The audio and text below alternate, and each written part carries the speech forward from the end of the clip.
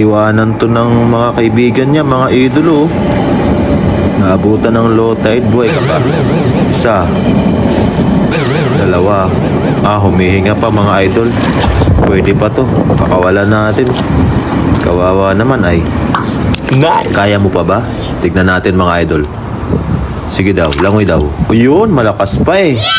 Ay, ba't ganyang kalumangoy? Nakalimutan mo na lumangoy? Nakalimutan niya siguro mga idol. Pero marunong pa siya eh. Nakalimutan lang niya talaga. Siguro kailangan ko siyang dalhin sa mas malalim para matlaman niya kung paano lumangoy. Tara dito, alika. Uy, ang bait oh. Wow! Alika, ayan. Sige pa daw, isa pa daw. Ay, hindi pa marunong.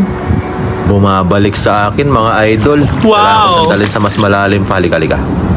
Dito sigurado matututo kang lumangoy. Pag di ka natutong lumangoy dito, sigurado malulunod ka. Sige ka. Ayan, malalim yan. Yon, sabi ko na eh.